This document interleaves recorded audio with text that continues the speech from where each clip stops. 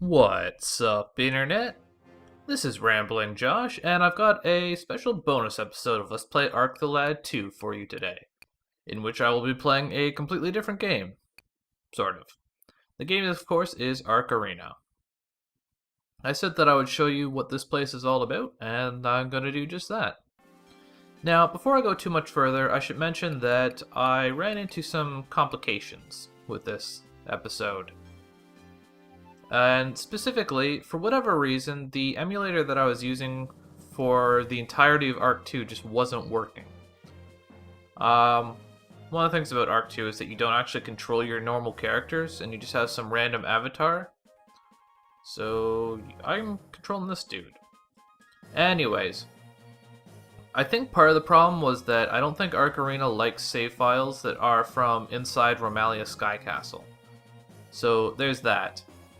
But the good news is that my save file from the first time that I played through Ark the Lad 2 was still available for some reason, even though I'm pretty sure that I deleted that save file. But whatever the case may be, it probably works out for the best. I can show you a lot more things using this save file because I actually cleared through the Ark Arena using that save file, so all the modes are unlocked and all that fancy stuff. The other thing to note is that, like I said, my other emulator was not working, so I have to use this one, which comes with certain disadvantages and some good things, but mostly it doesn't tend to work as consistently, but I'm pretty sure it works fine for Ark Arena. And the save file loaded in this, so yeah, that's kind of the most important part. Anyways, let's just take a quick look at what my party looked like the first time I went through the game, just for fun. As you can see, a lot of my human characters are a lot higher level, and some of this is just from Ark Arena. Tosh and Elk especially got a lot of levels there. Jeez. Elk is ridiculous in this save file. Part of that is because of Mega Revival Dust plus 9, but I'll talk a little bit more about that in a minute. You can see that some of my monsters are a little bit higher level because I relied on them a little bit more. My genies are actually fairly low level. Fujin's okay, but I'm pretty sure for him I just dumped all of Deekbeck's experience on him after a certain point, when I realized you could do that or something. Choco's level 130. And keep in mind that this is all before Romalia Sky Castle, so I don't have any of the experience or items that you would get from going in there. I also have a whole bunch of monsters that they're actually, a lot of them are actually quite good, like level 116 Hydra, yes please. And if we look at our equipment, I have a whole bunch of stuff that I did not get through the first time in Ark 2. And part of it's not so much that I didn't get it, so much as you can only, a lot of it came from Ark Arena, such as Mega Revival Dust plus 9, which is sort of like the ultimate item to get from this. The Salamander. A lot of items I have are versions of items that I got in the normal game, but with a plus added to them. Rune Axe plus 4, so to speak. Or as an example, rather. In some cases, I'm just not sure what I was doing with my equipment, but yeah. The one nice thing is that a lot of the monster weapons actually get some use using the Ark Arena. Some of the stuff like the Light Aura, which is actually pretty good, actually goes to use here. So anyways, I'll show you around a little bit. All the characters from Ark the Lad 2 are in here, and they just kind of chat you up and such. No, I don't want the tour. This is Iga's Dojo. I'm not entirely sure what you actually do in there. I honestly can't recall ever actually using it. This area is used you can do a 2-player mode in this and load up actually 2 different save files, I believe. I'm pretty sure in here, if you go to Shanti's Theater, you can load up a file for player 2 And if you go to the Trading Bazaar, which is run by Elk, oh here, I'll just show you. Then in here, we'll start off going over here. Okay. Here you can exchange monsters.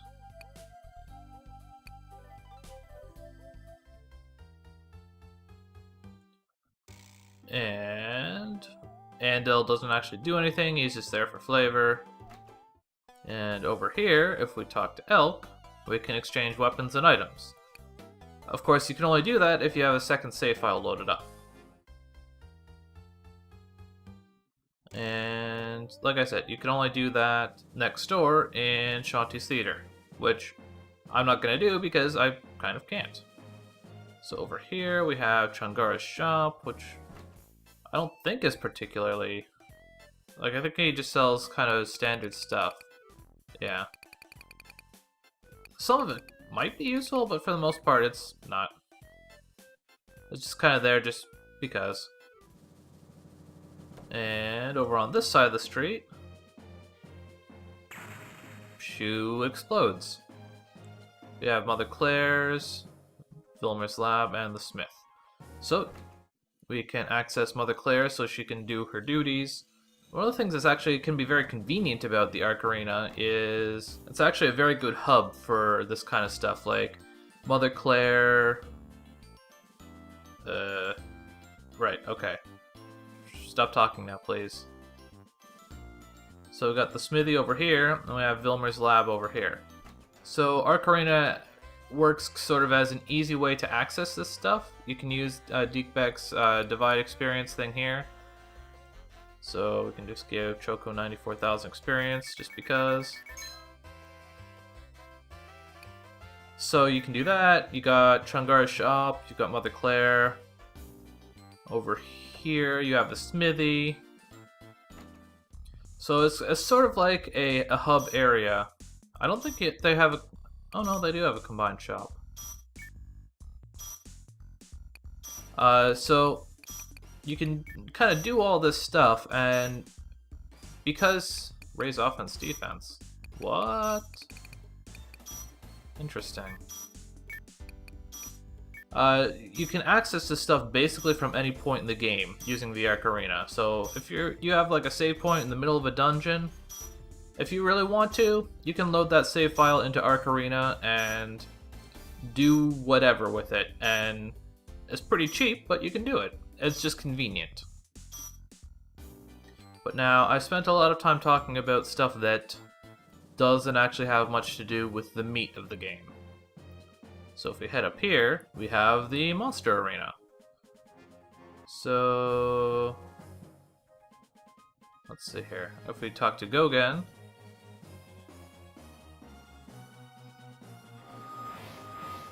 he brings us to the Treasure Warehouse, which is where you claim your prizes.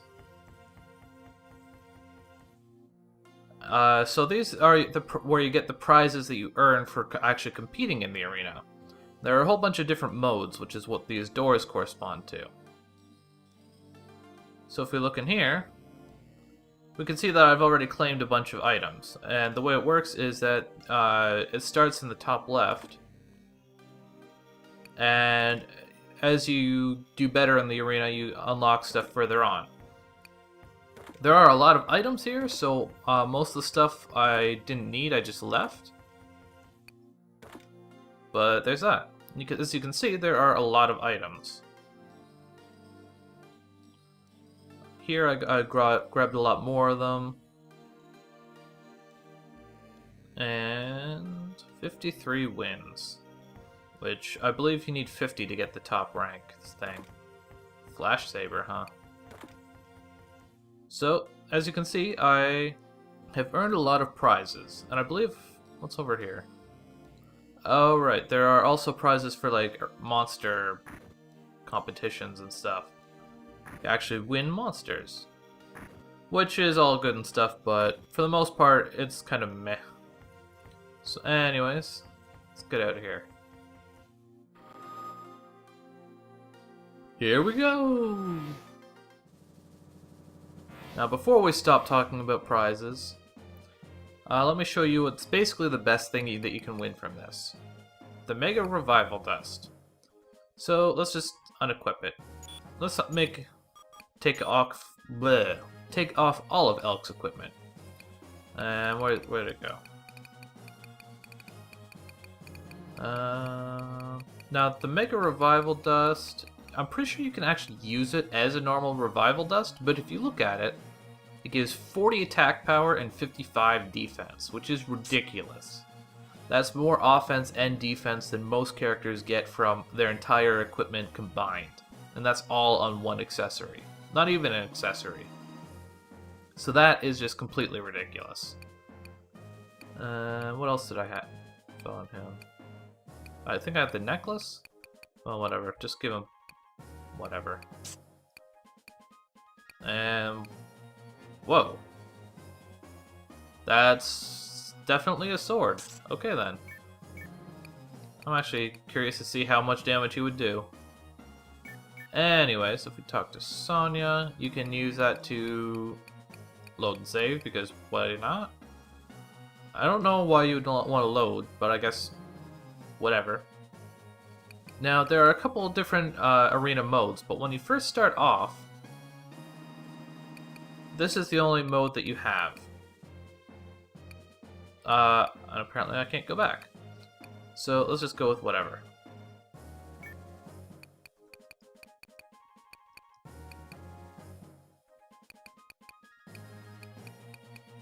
I can't actually do that.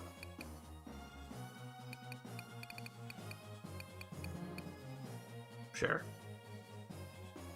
Do I actually have to go in the arena?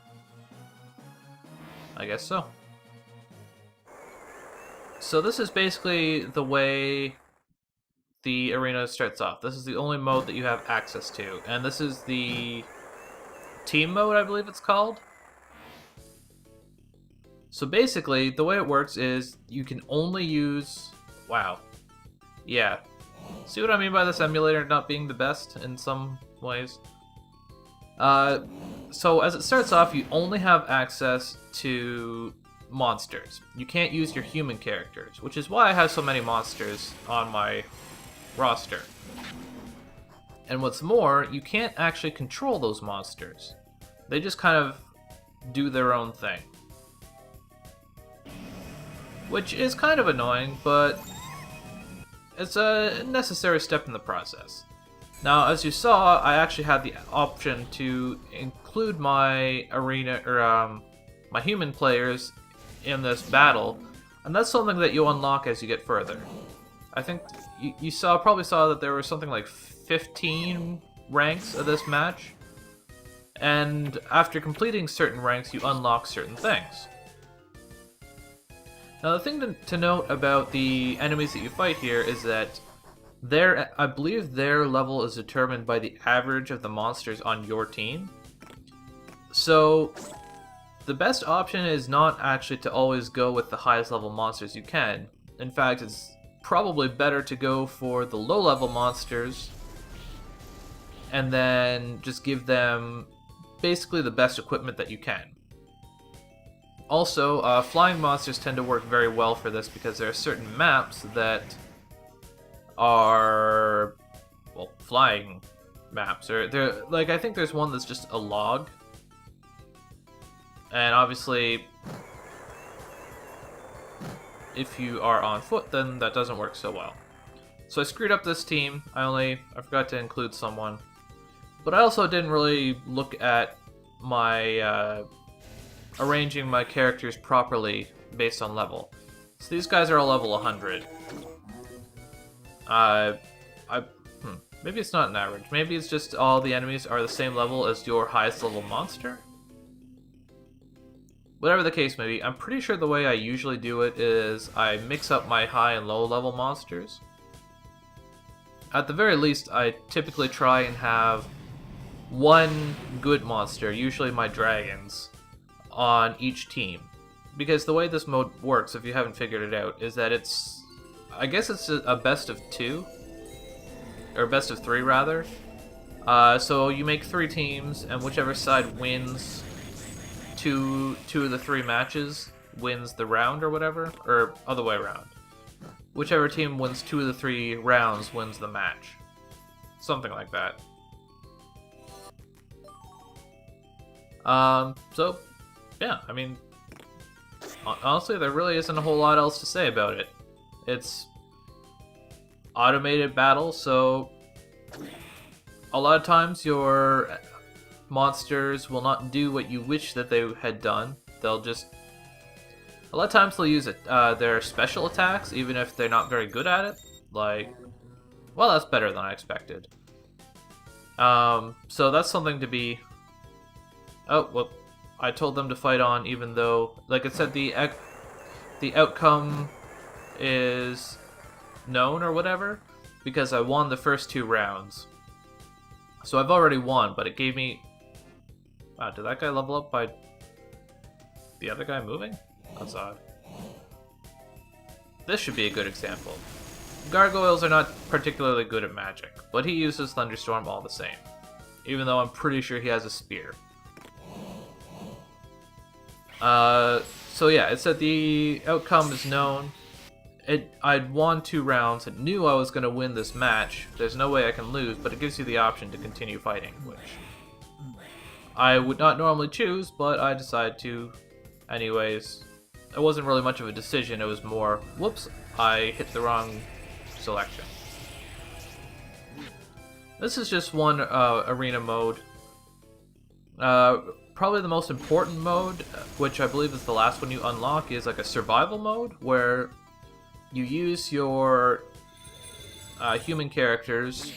I think you can probably use your monsters if you want, but they pit you against increasingly difficult enemies, and you have to survive as many rounds of battle as you can. Or not rounds of battle, but as many battles. So we saw in the one area that I had 53 victories, and that means that I won 53 battles in a row. And the enemies get ridiculously high level at that point. Like, I'm pretty sure that's basically where all of my levels for Elk and Choco came from, is basically I tried that to see how far I could get. And those were the only 2 characters who actually survived. And between the 2 of them, they basically killed 53 battles worth of enemies on their own. And I'm pretty sure that by the end of it, enemies were getting up to like level 200. So it's not easy. If you do have Choco with level 3 Vanish though, then that should probably be enough to get you what you need. And hopefully this is almost done. Using this emulator is very strange. Like, a lot of things going on seem like they're a lot faster, which I'm very appreciative of. But a lot of the graphics also seem pretty messed up, so... Like I said, it's a lot of give and take.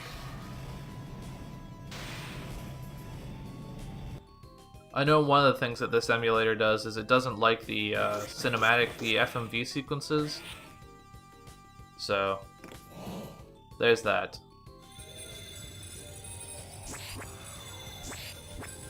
Almost done here. Well, that was interesting. I don't think you actually win anything just for winning. It's just a matter, if it's a rank that you've won or haven't won before, then you unlock stuff, like treasure chests or whatever. So there's tournament, versus battle. Okay, so versus battle lets you play against player 2. Yeah. I don't actually want to keep playing, but you get the idea. So anyways, that's what Arc Arena is all about. You can get some pretty ridiculous stuff like Revival Dust, Mega Revival Dust +9 in it. And for the most part, a lot of this stuff is available as soon as you... pretty much as soon as you get Lisa with Ravish, so that you can capture enough enemies to populate a team of 12. Or rather, 3 teams of 4. So, yeah. Anyways, that's about that.